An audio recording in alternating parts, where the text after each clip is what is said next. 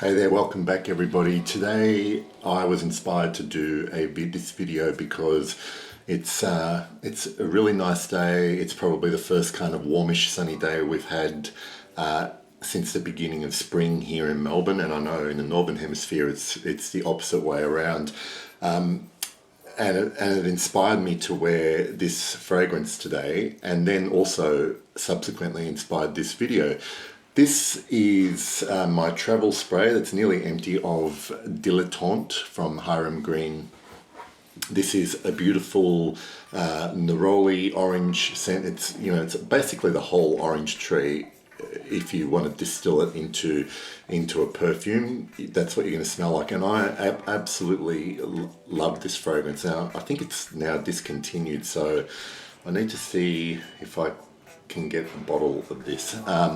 So I wanted to talk about my favorite fragrances that I've worn, a few of them in my collection and one that isn't in my collection, with predominant notes of Neroli and orange blossom. So this one here is Dilettante. That's that one, and I'll leave links to reviews if I've done reviews of them.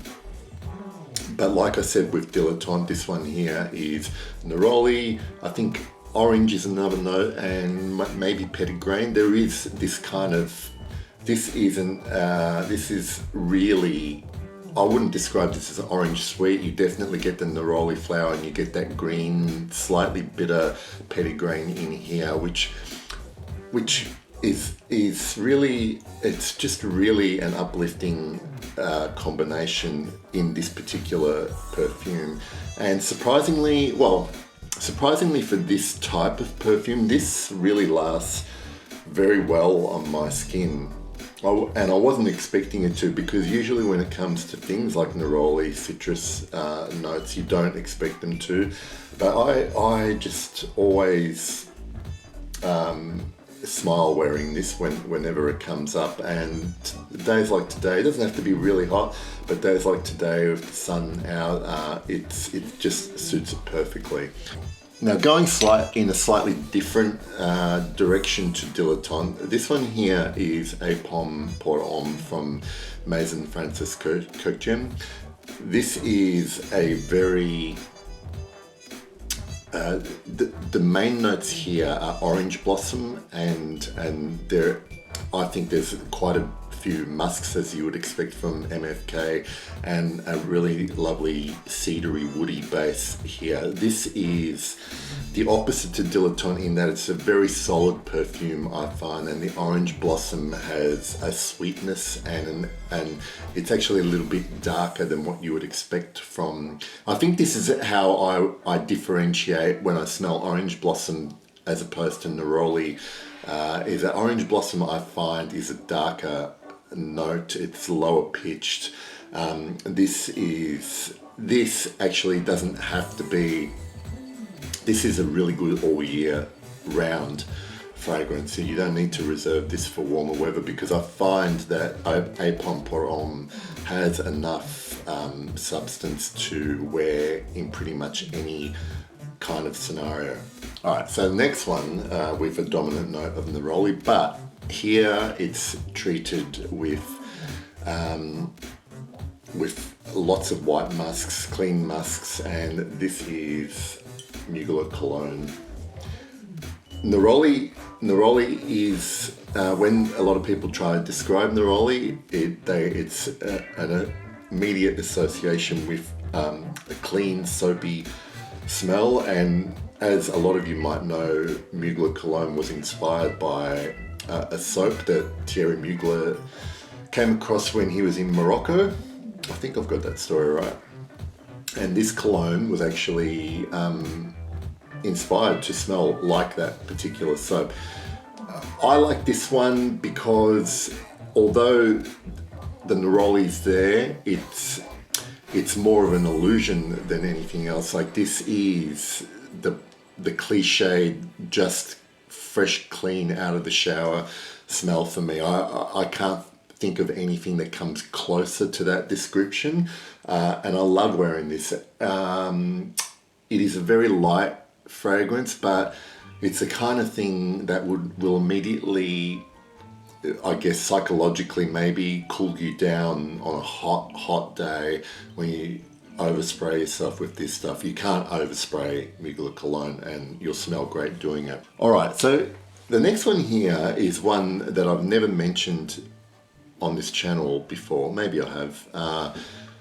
This is an Australian house. The house is called Metascent. I'll put a link in the description so you can check out the website. Now, this particular fragrance here is called Wanderlust. Predominant notes: Neroli. There is a mint note. I think this one's called a corn mint, if I'm not mistaken. And there is also freesia. Now, freesia is a flower that has that gives off a few. It has very citrusy facets in its odor profile. But the Neroli stands out here, and I might just spray some on here. This also has very good lasting power, and I think the combination of the Neroli and the freesia here in some way brings out some lemony facets as well. But what I really like about this one is that it is still different to all the other Neroli / orange blossom fragrances, because to me it's more floral. The mint kind of almost amplifies all those other notes as well, and this lasts also very well for a fresh style fragrance on my skin. I'm not sure if it's still in production. I guess I'll know when I link to the website, because I've had this for a while now. But you can check it out. For overseas people outside of Australia, I'm not sure if you wanted to order this. I'm not sure if there's international shipping, so I'm not going to make any promises there. But it's definitely one if you can, and if you like the sound of that note combination, please check that out. Okay, I'm going to mention one more. And a year ago today, I was in Italy, and I took with me a few samples to wear while I was there. And one of those samples was L'Artisan Parfumeur